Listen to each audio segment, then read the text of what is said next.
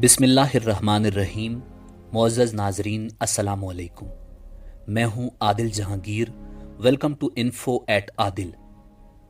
नाज़रीन, ख़ित्ता-ए अरब वो सरज़मीन है जिसे न सिर्फ लाखों अंबियाए कराम अलैहिमुस्सलाम की कदम बोसी का शर्फ हासिल हुआ, बल्कि अल्लाह रब्बुल इज़्ज़त ने इस खित्ते को मादनी दौलत से भी खूब नवाजा है। मगर इस सब के बावजूद अरब ममालिक की सियासत हमेशा ही तनाज़ात का शिकार रही है और दहाइयों हुकूमत करने वाले अरब हुक्मरान दर्दनाक अंजाम को पहुंचे। और आज की वीडियो में हम आपको 10 ऐसे अरब हुक्मरानों के बारे में बताएंगे जो दौरे इक़्तिदार में शोहरत की बुलंदियों पर पहुंचे, मगर उनका इख्तिताम इंतहाई दर्दनाक था। वीडियो में आगे बढ़ने से पहले अगर आप हमारे चैनल पर नए हैं तो बराए मेहरबानी हमारा channel info at Adil subscribe करें, जहां आपको बिलखुसूस इस्लामिक हिस्ट्री और बिलउमूम दुनिया भर की मुनफरिद मालूमात मिलती रहेंगी। Number 1, Muammar Gaddafi of Libya. नाज़रीन, अरब जमहूरिया लीबिया के कर्नल मुअम्मर कज़ाफ़ी तवील तरीन अरसे तक बरसरे इक़्तिदार रहने वाले अरब रहनुमा थे। लीबिया में बादशाहत के खिलाफ बगावत का मंसूबा फौजी तरबियत के दौर से ही उनके जहन में था और बिलाखिर 1969 में बरतानिया से तरबियत हासिल करके लौटने के बाद उन्होंने बिन गाजी शहर को मरकज बनाकर फौजी बगावत कर दी और खुद लीबिया के रहनुमा बनकर उभरे। और फिर 1969 से 2011 तक लीबिया के स्याह सफ़ेद के मालिक सिर्फ कर्नल कज़ाफ़ी थे। कर्नल कज़ाफ़ी अरब कौम परस्ती के अलंबरदार थे और अरब ममालिक के इत्तिहाद के लिए काफ़ी मुतहर्रिक रहे। अपने मखसूस लिबास की वजह से खूब शोहरत हासिल थी। अपने पूरे दौरे इक़्तिदार में उन्होंने अपने खिलाफ किसी भी तरह की मुखालिफत को इंतहाई बेदर्दी से कुचल कर रखा, मगर फिर लीबिया के हालात ख़राब होने शुरू हुए और मुजाहिरीन ने कर्नल कज़ाफ़ी को इक़्तिदार से उतार कर एहतजाज में तशद्दुद का निशाना बनाया। और जब उन्हें एक गाड़ी में डालकर वहां से ले जाया जा रहा था तो वो गाड़ी दोनों जानिब से जंगजुओं के दरमियान होने वाली फायरिंग की जद में आ गई और एक गोली कर्नल कज़ाफ़ी के सर में लगी, जिससे वो जाँ बहक हो गए। Number 2, Saddam Hussain of Iraq. नाज़रीन, सदाम हुसैन 16 जुलाई 1979 को तेल की दौलत से मालामाल मुल्क के इराक के सदर बने और 24 बरस तक मुसलसल इराक पर हुक्मरानी की।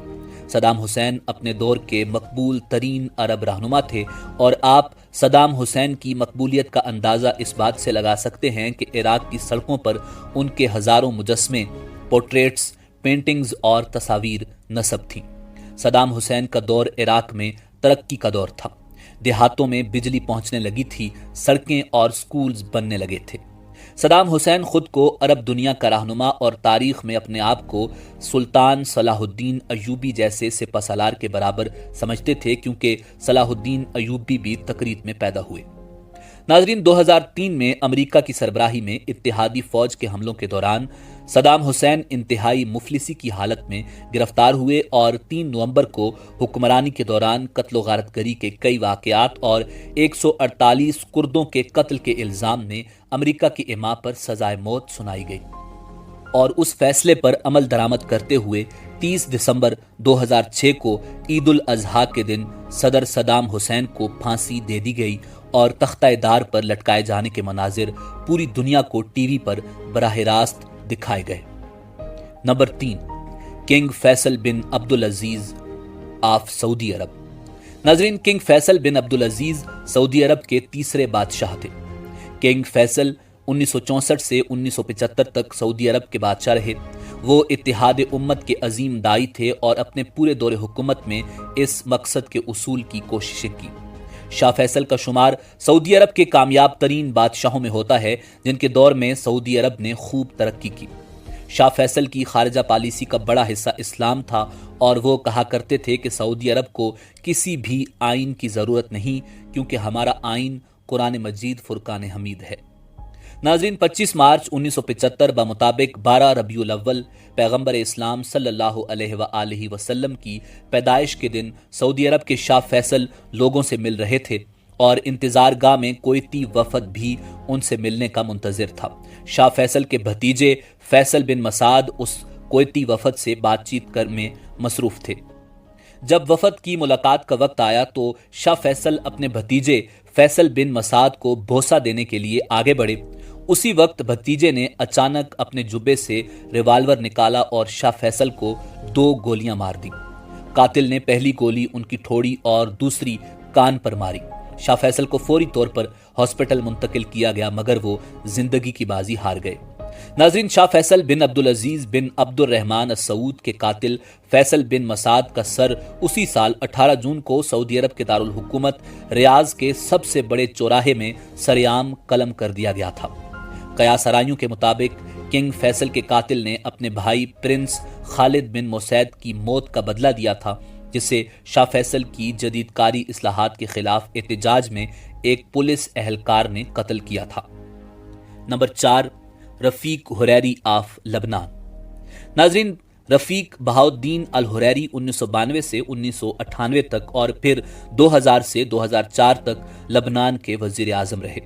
جنگ کے بعد بیروت کی تشکیل نو کے لیے انہیں بڑے پیمانے پر سراہا جاتا ہے۔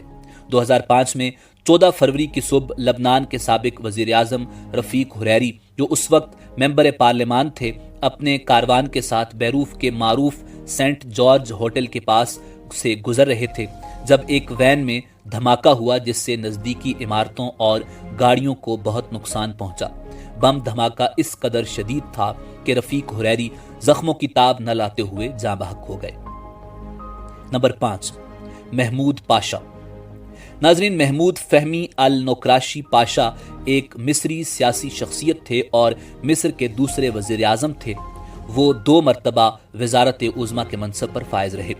اخوان المسلمین کی مقبولیت اور شاہی خاندان اور حکومت کے خلاف بغاوت کی۔ محمود پاشا نے اس تحریک کو کالعدم قرار دے کر بلیک لسٹ کر دیا۔ اخوان المسلمین کے خلاف ان کے موقف کی وجہ سے 28 دسمبر 1948 کو کنگ فواد یونیورسٹی کے شعبہ ویٹرنری کے 21 سالہ طالب علم اور اخوان المسلمین کے متحرک کارکن عبد المغید احمد نے محمود النوکراشی پاشا کو گولی مار دی۔ نمبر 6، شاہ فیصل ثانی آف عراق۔ ناظرین، شاہ فیصل ثانی ایک کار حادثے میں اپنے والد کی موت کے بعد صرف 4 سال کی عمر میں عراق کا آخری ہاشمی بادشاہ تھا۔ انہوں نے 18 سال کی عمر میں باقاعدہ تخت سنبھالا۔ عرب دنیا کے حالات تیزی سے خراب ہو رہے تھے اور 1958 کے اوائل میں مصر اور شام نے متحدہ عرب جمہوریہ تشکیل دیا۔ عراق میں فوج نے کنٹرول سنبھالنا شروع کیا اور 14 جولائی 1958 کے انقلاب کے دوران کنگ فیصل کی حکومت کا تختہ الٹا اور مختصر لڑائی میں کنگ فیصل کو قتل کر دیا گیا۔ عراق میں ہاشمی بادشاہت کا خاتمہ ہو گیا اور عراق جمہوریہ بن گیا۔ نمبر 7، انور سادات آف مصر۔ ناظرین، فیلڈ مارشل انور سادات مصر کے ایک فوجی سیاستدان اور 15 اکتوبر 1970 سے 16 اکتوبر 1981 تک مصر کے تیسرے صدر تھے۔ وہ مصر اور مغرب میں جدید تاریخ کے بااثر ترین مصری اور مشرق وسطیٰ کی شخصیت سمجھے جاتے تھے۔ ناظرین، سادات کے دور صدارت کے خاتمے کے قریب داخلی پالیسیوں کے خلاف بطور احتجاج کئی مشیروں نے استعفیٰ دے دیا تھا۔ وزیر دفاع احمد بداوی کی پراسرار موت اور 6 مارچ 1981 کو لیبیا کی سرحد کے قریب ہیلی کاپٹر گرنے سے 13 فوجی افسران کی موت پر عوام میں شدید غم و غصہ پھیل گیا۔ اس حادثے کے بعد عوام کی جانب سے 2 اہم سوالات اٹھائے گئے کہ حادثے کے باوجود ہیلی کاپٹر کا پائلٹ کس طرح زندہ بچ گیا، اور مصری فوج کے قانون کے باوجود 2 سے زائد جرنیل کسی ایک گاڑی یا ہیلی کاپٹر میں سفر نہیں کر سکتے تو پھر 14 جرنیل اس ہیلی کاپٹر میں کیوں سوار ہوئے۔ ستمبر 1981 میں سادات نے دانشوروں اور تمام نظریاتی تنظیموں کے کارکنوں کے خلاف کریک ڈاؤن کا آغاز کیا اور کمیونسٹوں، اسلام پسندوں، جامعہ کے معلمین، صحافیوں اور طلبہ تنظیموں کے کارکنوں کو قید خانوں میں ڈال دیا۔ اس مہم کے دوران 1600 افراد زیر حراست ہوئے، جس کی عالمی سطح پر مذمت کی گئی۔ اس آپریشن کے 1 ماہ بعد 6 اکتوبر کو قاہرہ میں یوم فتح پریڈ کے موقع پر انور سادات کو قتل کر دیا گیا۔ یہ قتل فوج میں شامل مصری اسلامی جہاد کے افراد نے کیا جو اسرائیل کے ساتھ سادات کے مذاکرات اور ستمبر کریک ڈاؤن کے مخالف تھے۔ اس حملے کے دوران 7 افراد جاں بحق اور 28 زخمی ہوئے۔ Number 8، Mohammad बौदैफ of अलजायर। नाजरीन, मोहम्मद बौदैफ, जिन्हें तैयब अल वतनी भी कहा जाता है, अलजायर के एक सियासी रहनुमा और इनकलाबी कौमी लिबरेशन फ्रंट के बानियों में से एक थे, जो अलजायर की जंग आज़ादी की क़यादत करते थे। उन्होंने अलजायर के सियासी मैदान में जामे इस्लाहात और फौजी तसल्लुत के खात्मे का मुतालबा किया। वो 14 जून 1992 को अलजायर के सदर बने और 29 जून 1992 को रियासत के सरबराह की हैसियत से दारुल हुकूमत के बाहर अपने पहले सरकारी दौरे के दौरान अनाबा में टेलीविजन पर अवामी तकरीर के दौरान एक मुहाफिज ने उनको गोली मारकर कत्ल कर दिया। नंबर 9, आसिफ शौकत ऑफ शाम। नाजरीन, आसिफ शौकत शाम के साबिक वजीर दिफा थे। 18 जुलाई 2012 को आसिफ शौकत दमिश्क के राडा स्क्वायर में शाम के कौमी सलामती कौंसिल के सदर दफ्तर में फौजी इजलास में शरीक थे और वहां पर एक खुदकुश धमाके के दौरान जाँ बहक हो गए। नंबर 10, अहमद यासीन ऑफ फलस्तीन। नाजरीन, अहमद यासीन एक फलस्तीनी इमाम, सियासतदान और हमास के बानी थे। वो समाजी खिदमात की फराहमी, अस्पतालों, स्कूलों और लाइब्रेरियों के कयाम के लिए जाने जाते थे।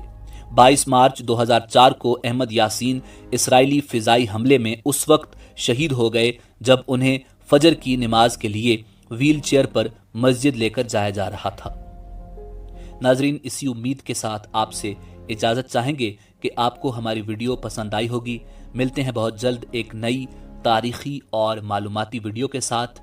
देखते रहिए info@adil। कमेंट्स में अपनी राय का इजहार ज़रूर कीजिए। अल्लाह रब्बुल इज़्ज़त आपका हामी और नासिर हो।